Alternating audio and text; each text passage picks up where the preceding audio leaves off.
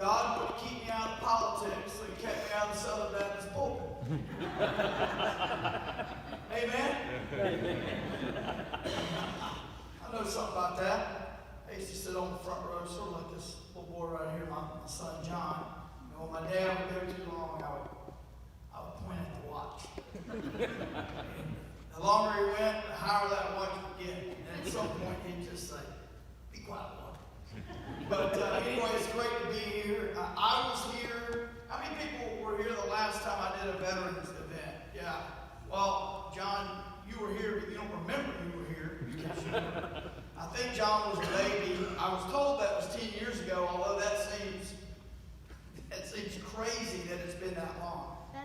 I'm 9. Yeah, okay. See there, he's already started. So we'll keep this real short. I'll just deduct those minutes that we were preparing for the wonderful music. I'll deduct those from that. Well, look, I just want to speak from the heart. First thing I'd say is we got to cut that dang Bible down. You know, we got to get a Sharpie mark through some of those lines. Sorry, y'all had to hear all that. Makes me feel tired and old, but blessed. So here's what I'd like to say to all y'all. I want to do a couple of things that are about appreciation, and then I want to put a couple of requests out there that apply to everyone in Arkansas, but they're particularly important for the body of Christ. So first I want to say thank you to our veterans. We should say that all the time, but we set this time aside as a special time. And I think it's important, yes, to do things like that year-round. I think it's important, for example, to celebrate the birth of Christ year-round. But we do set a time aside for that. And I think setting time aside for special things is really important in a time where my son's taking pictures because I told him to. But let me show that. Have this for a second. So in a time where we spend a lot of time staring at these, right? Yeah. It's really, and I do. My job's right here. I mean, I work on this thing all day long. I think it is even more important in this era to have a time when we put these down and focus on what's important. And that's what Veterans Day is about. It's not that we don't celebrate veterans every day, but it is about us as a society saying this is very important, and we're going to mark one of the 365 days of the year. We're going to set that day aside for this purpose. Because as a community, as a culture, as a country, we want to make it very clear that this is an important day for that purpose. We do that for a number of issues and causes and commemorations that are important. So I think it is very important for us to continue to do what you're doing here today, which is to participate in this time that we've set aside, and not just see it for those who get off work, and I know that's most of the government folks, but not just see it as another day off, but to see it as a day of meaning and of purpose. And so I think that's important. And we want to use this to obviously say thank you to the veterans. You know, I was reading a story this morning of a special operations soldier. If you haven't seen this, if you Google 9 deployments in 10 years, it'll probably come up. But there's a special operations soldier. I was reading an article on it this morning. It popped up on my news feed. And there's a soldier who has been deployed 9 times in the last 10 years. 9 times in the last 10 years. And his family, as difficult as that is, his family has stayed close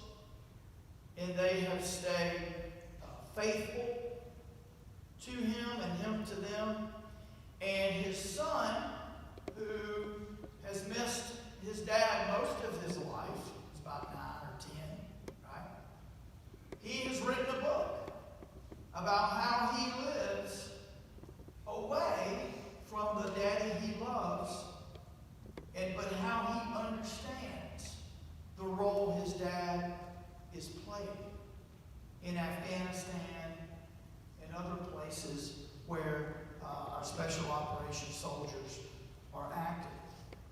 And so I think these real life stories help demonstrate to us what we're honoring here, because a lot of veterans come back from service and they don't tell their stories. Sometimes it's hard to know what they experienced, at least firsthand, because they don't want to talk about it for whatever reason. There may be some trauma associated with it they don't want to talk about. Maybe it's that they just want to move on and focus on the now. Whatever the reason, sometimes we don't know all those specifics. And so I think to the extent we can learn about what soldiers go through, military families go through, because it's not just the service member. The more that we can learn, the more real this day becomes. And it's not just a bunch of names and faces and flags and then we move on, right? The more real stories from the heart, the real experiences, I think the more real this holiday or this day of remembrance, day of honor, really, the more it means. So first of all, thank you to the veterans. Secondly, we've got to say thank you to the families and the loved ones that support the veterans. Because it is,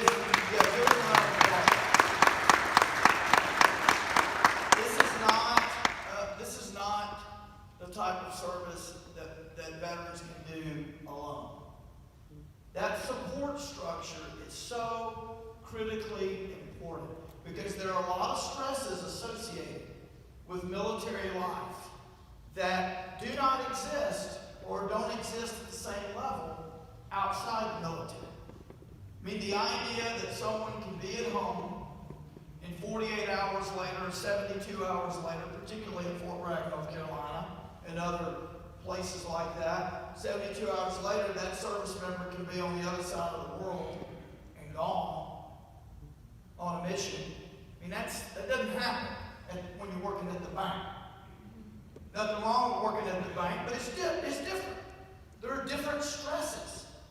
And when a spouse has to be the single parent year after year for 3 or 4 or whatever number of kids, and they have the uncertainty of their spouse deploying all the time, that's hard. Also, if you're stateside or overseas, you're going to be moving all the time. All the time. How many people you know pick up and change everything every 2 years or so? It imposes a remarkable amount of stress on a family. What about the children? Now, when they're 2 and 3 and 4 years old, they don't have much to say about it. They're just going to move.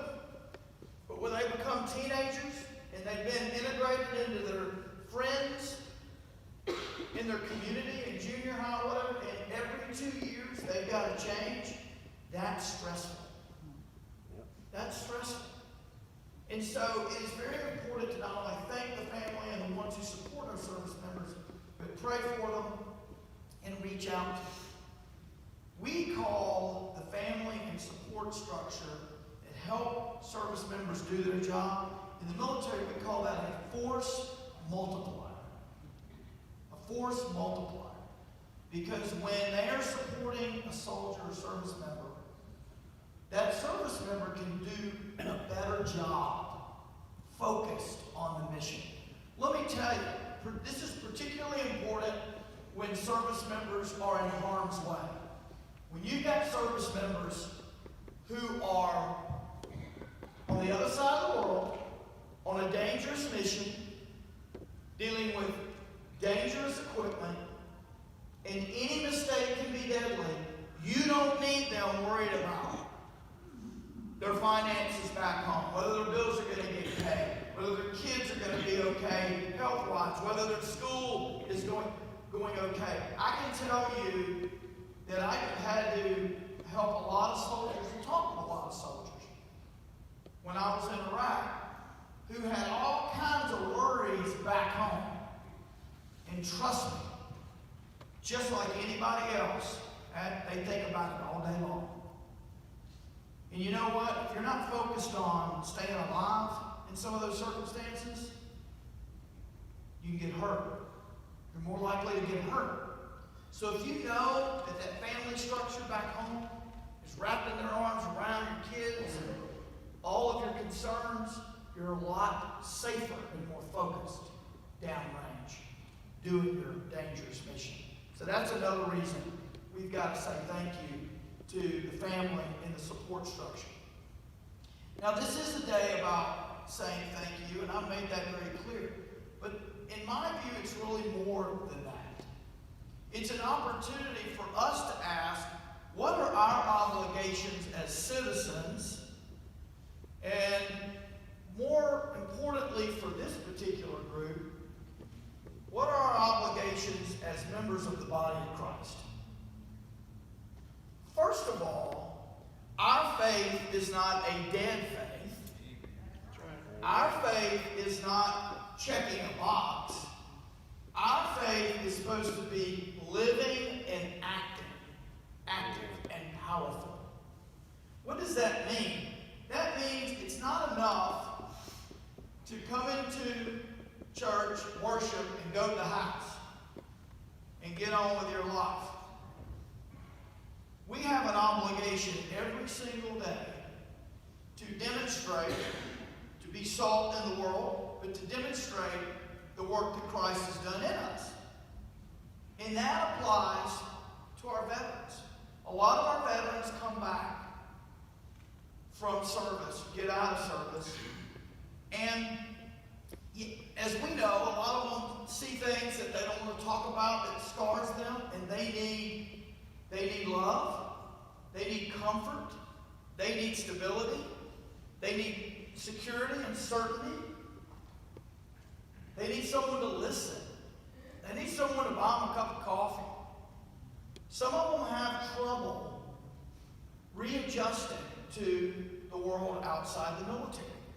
And we know that that has led, a lot of those things have led to a higher suicide rate. Okay? We know that there are veterans, both serving and that did serve, who wrestle with their service and readjustment to the culture outside the military. Now, some of that may relate to combat, what have you, but it may not. It may just be that they've been 20 years in the military and everything is laid out for them and there's a structure there, and they get outside that world, and it's different. And they need someone in business to just mentor them or what have you. I believe we as citizens have an obligation to do that. But more than that, I believe Christians have an obligation to fill that gap, to bridge that gap. We all have that obligation as Christians. And to demonstrate to people what Christ has done in us. And so, if there are neighbors, people in the church who know of veterans, who maybe just need a helping hand, just need someone to talk to, we can all be that person. And also, we should be looking to see for the signs that we hear about sometime that indicate that someone's really struggling with that transition. We've been taught now in the military to look for signs of struggle, because maybe you can help someone before it gets too far. There are a lot of, as I mentioned, we've had a lot of suicides in the military, and if you catch a lot of these warning signs early, people feel isolated. They can be among 1,000 people that feel lonely. They could be among 1,000 people but feel like they are insulated and isolated. How can that be? It's because it's one thing to be near other people. It's another thing for someone to be involved in a veteran's life and demonstrate that they care. And that's what we as Christians are called to do. And to be clear, it's not optional. It's an instruction. It's a command. We saw the command to love one another. Well, one of the ways you love one another is to be real and be present in someone else's life. You can't do it with everyone. Pick one. Just pick one. One person. One person over the next year that you want to focus on. Maybe there's one veteran that you want to focus on. Just to make sure they're doing okay. That's it. We can all do that. We can all do something.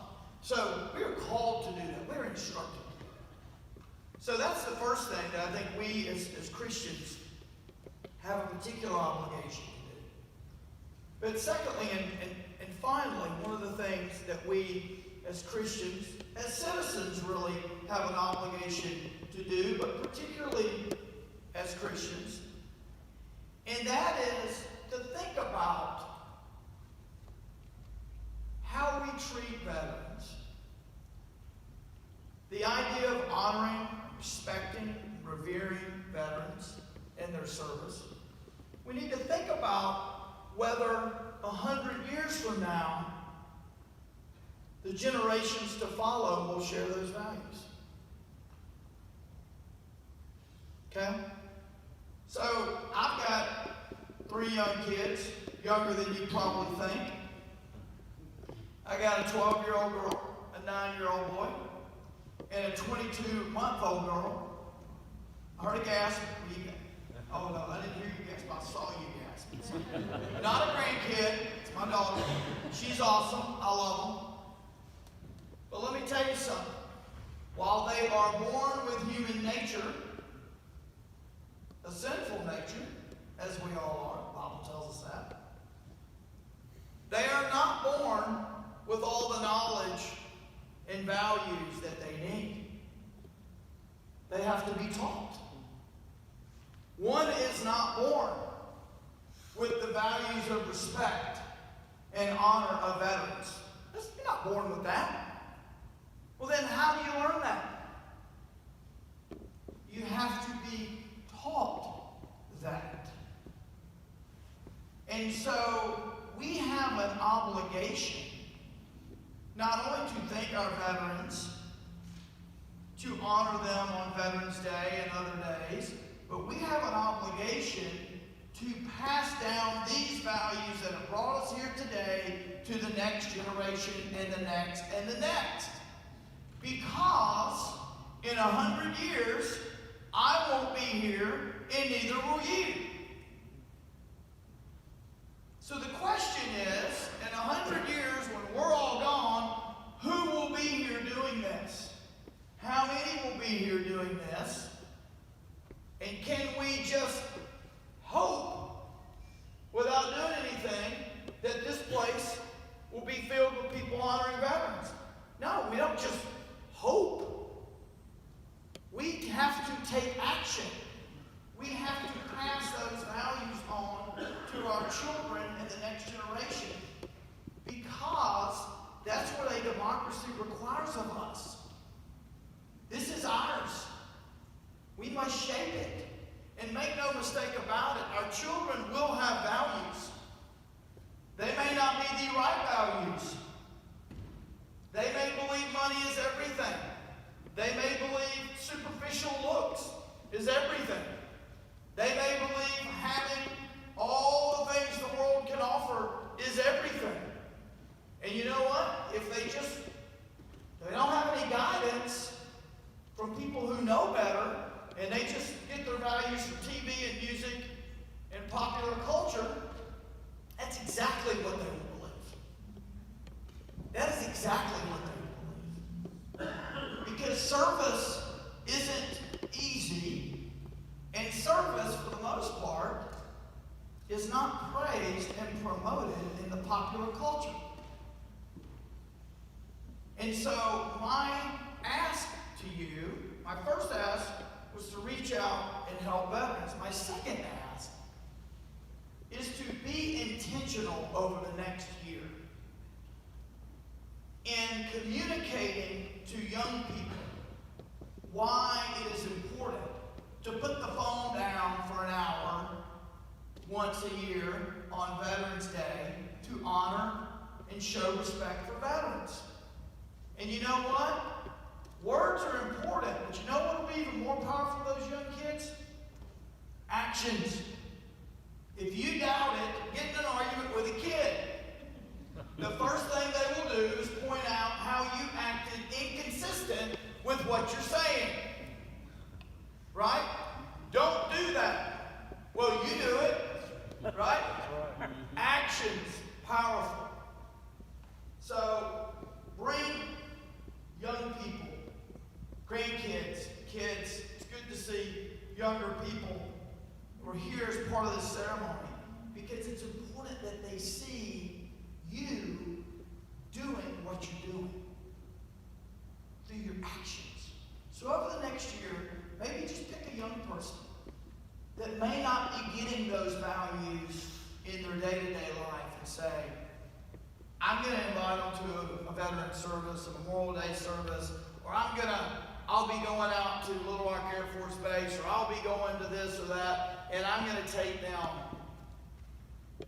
Maybe just a tour around the Capitol gives you an opportunity to talk about what we have as a nation. I ask you to do that. And the reason is because self-governance is not easy. And it takes all of us equipping the next generation.